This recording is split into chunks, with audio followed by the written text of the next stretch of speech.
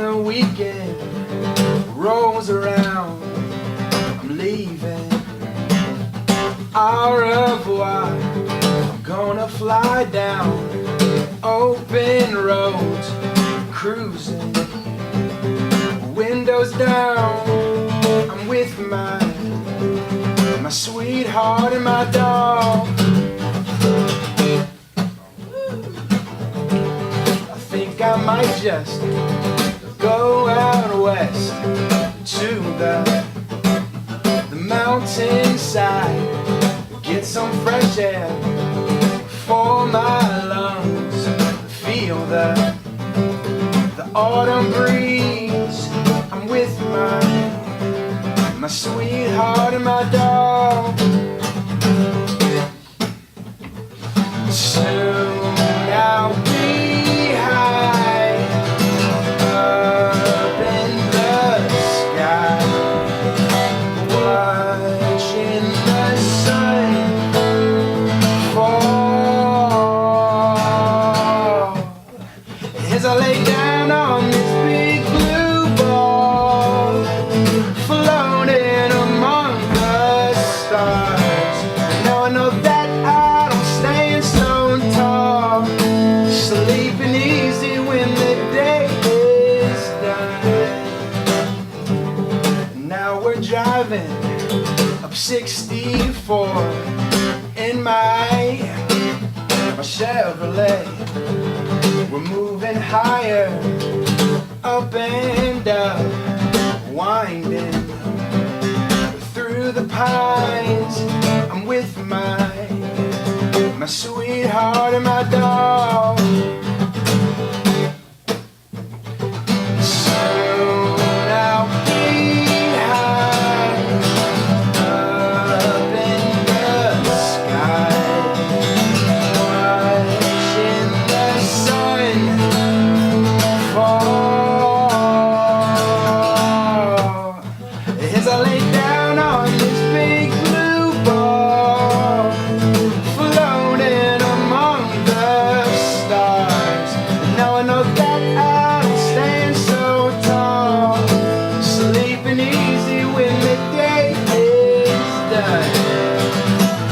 Breathe on in, breathe on out. Don't be scared of your fruitless doubts. Breathe on in, breathe on out. Don't be scared of your fruitless doubts. Standing at the mountain peak, sipping a cup of joe, listening to the sounds of God. I hear them crystal clear. I'm with my sweetheart and my dog. As I lay down on this big blue ball, floating among the stars. Now I know that I don't stand so tall, sleeping easy when the day is done. As I lay down on this big blue ball, floating among the stars. Now I know that I don't stand so tall, sleeping easy when the day is done.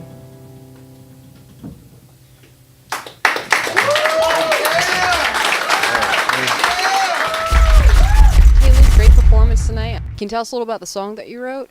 Yeah, the song was called Big Blue Ball, and it was actually about my experiences going back and forth from Norfolk to Harrisonburg, Virginia. That's where I went to college. I went to JMU, and so it's just the drive is very mountainous, and so that imagery of going up through the mountains, going from the coast to the mountains is kind of what inspired the song, and it's basically just about my love of the earth and just the natural beauty of the world.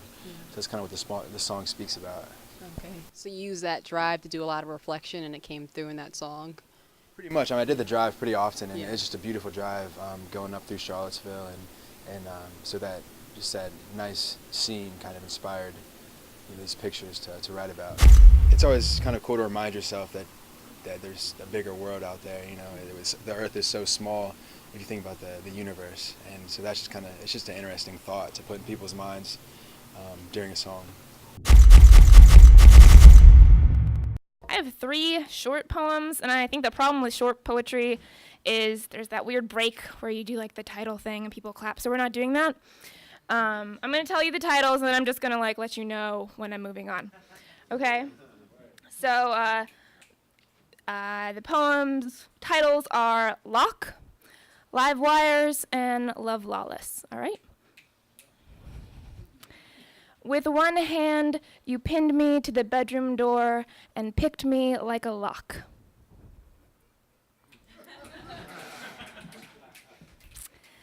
We were instantaneous. Our eyes snapped the lines. For weeks, we threw sparks. Magnetized, we pull, seeking each other. The lights flicker an advanced apology for the blackout we're about to create. Your name leaves my mouth molasses slow. I hold it close, chew it over. It blooms like bubble gum, sticks fast to my teeth, bursts with smitten sparks before slipping past my lips like a satisfied sigh. I want to learn you reckless, pour through your appendices, memorize your tenses. As we unfold each other a little at a time, I wish we could flip ourselves inside out, spend a few hours splayed on a workbench, studying our craters and lakes, picking pearled pieces of ourselves to give like valentines. I'd keep yours in my pocket, marvel how rare to clutch close in palm a shred of someone's untouched atmosphere. I can't inhale enough of you. Could we weave together our fingerprints? Can we correlate our corneas? Can we break the laws of physics? I shall only be satisfied when we take up the same space at the same time. Thank you. So Shannon, you gave us 3 poems tonight. They were short, like you said. The first one, really, really short. Did you get to that point in the poem and realize that's all that you wanted to say? Yeah, it's a haiku, so I was just like, that's good, that's done. And how did you find the relationship between the 3 poems? Were they all kind of in the same stream of thought? I think so. I mean, they're all sort of similar in theme, and I actually sort of just drafted 2 of them onto the page with the longer one, because I thought maybe it would work better that way, so. Yeah. So the Love Lawless, that was the longer piece of the 3, and had some of the essential language. Can you tell us more about that one? Sure. That's really a new piece, so I don't have a lot of inner feelings about it yet. It's still sort of gelling, but it was fun. I just I kind of added a couple things here and there. It's most of when I write, I take a line here and a line there, and I kind of make it into a longer piece, and that one came out really nicely. Constantly, repetitively, history in my mind a foreseen figure placed before my eyes, blinking trigger, capturing what's raptured the people. And everything in me screams, and I dare dream I do the things I'm capable of. Swept up in a rug bubble, metaphorically free, our shackles the walls of the world, smokefuls of fallacy, becoming cipher circulating around brainfuls of ideals diminishing. What happened to our world? So weary of each other, leery, literally trembling. We gotta write this down before we forget, before all the underbellies underfed. Their minds are full, however, we crave a rage from our lips raining truce. Having binged on our burdens, we bind them at the root and remove. Lifting us up, we lend many hands. Doing our part in conjunction with the stars, we've all got our ways. Paths paved in our birthstone, 'twas in the beginning and will always try be. The flushing force, the economic ascendant, repeat history. Feed me, see more. Yet we've God's gifts, abilities, in turn to receive aid in accordance with our need. Feed me, see more. Cumuldcirrustratus.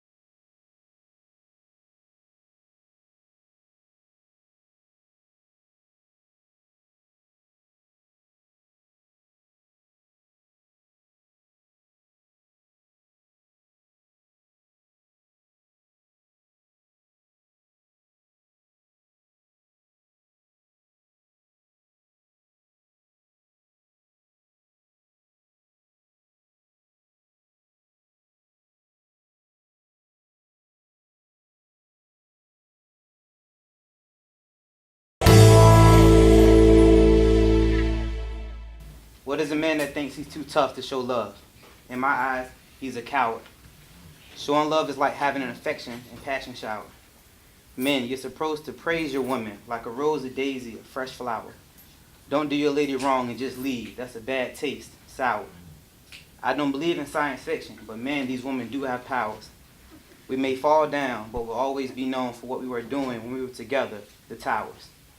No need to waste time. Take charge. It's either now or never. Because like they say, nothing lasts forever. The many storms we will weather. Men, I hope that one day you will realize that you will have to show your true heart for you all to stay together. A man's heart. This next one is a letter. I can't tell you who it's to first, but you'll see in the end. On my mind all day and night, wondering if you even exist, contemplating on taking risks, trying to figure out the answers to why and why not, hoping that we will someday meet, in the distance recognizing defeat, countless nights without sleep, putting in my all, placing myself in too deep. If somehow we never come in contact, well, let's not even think about that. On social networks sharing posts, Instagram, Twitter, Facebook, guess I'm just doing the most. Friends getting distant while you're getting close. Please just show me that you exist. I only need a small dose. To find you, I know what I'm supposed to do. Dismiss anything that's opposed to you. Be ready. I'm coming to be with you. A letter to my dreams. Thank you.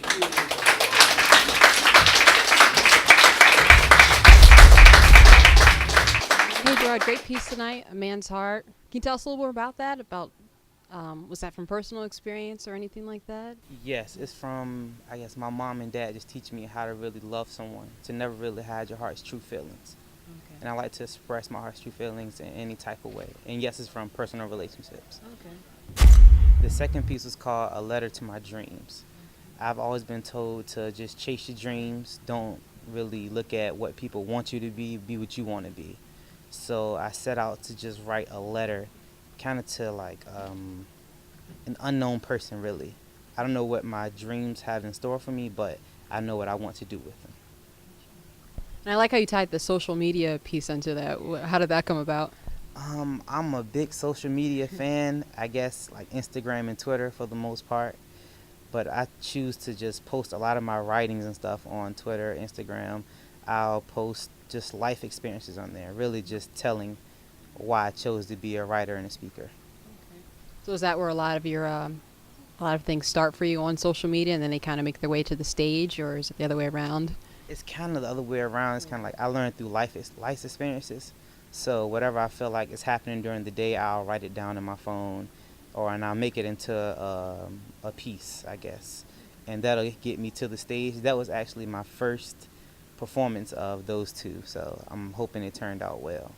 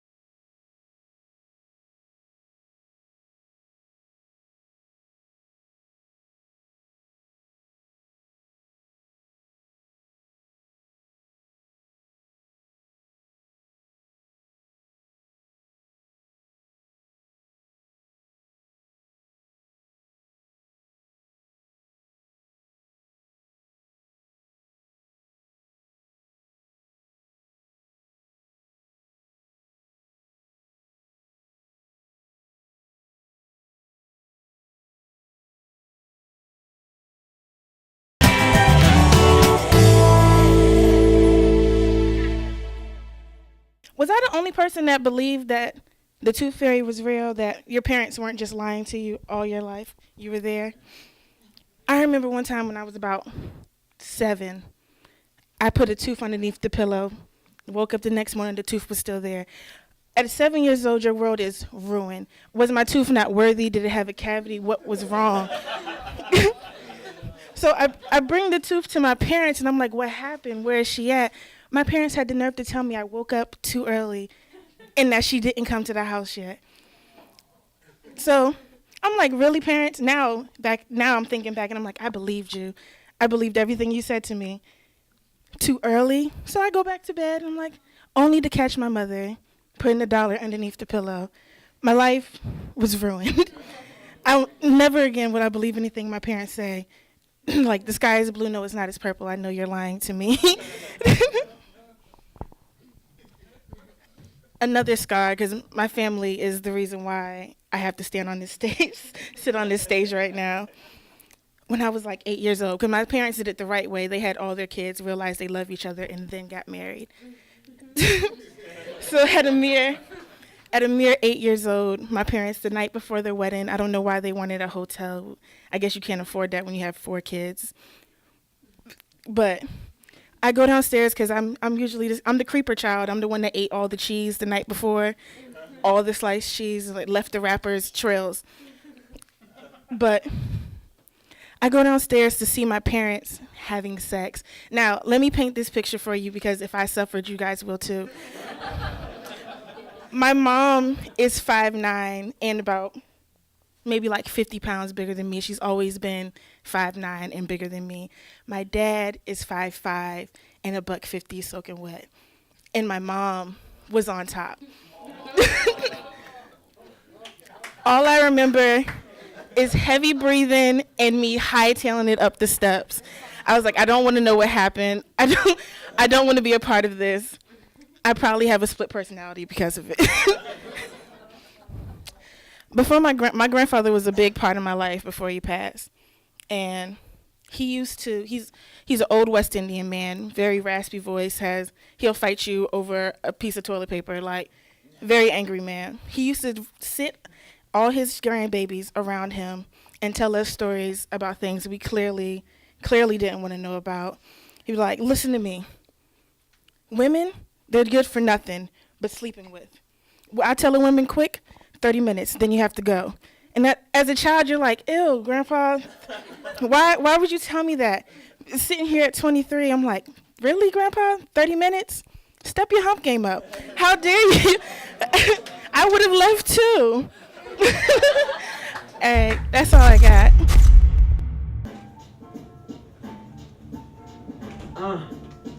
Yes.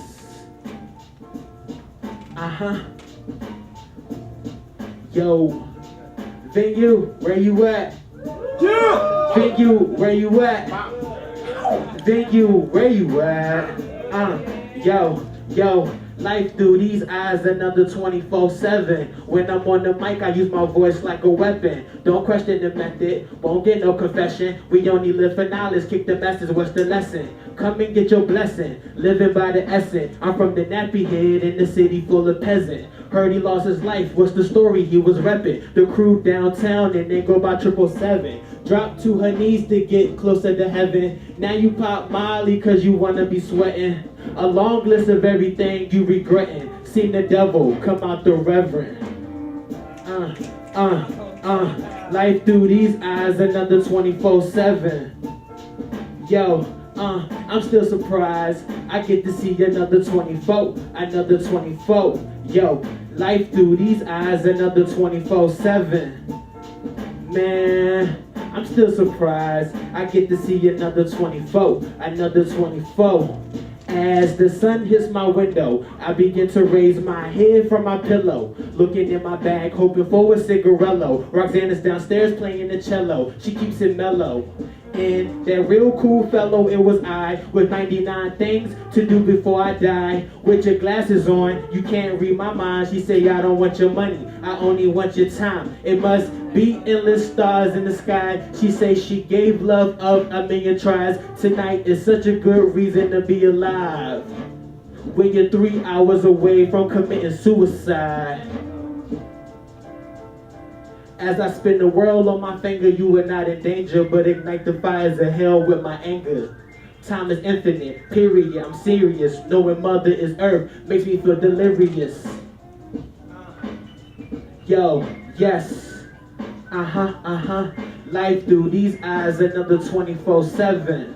4/7. Then you.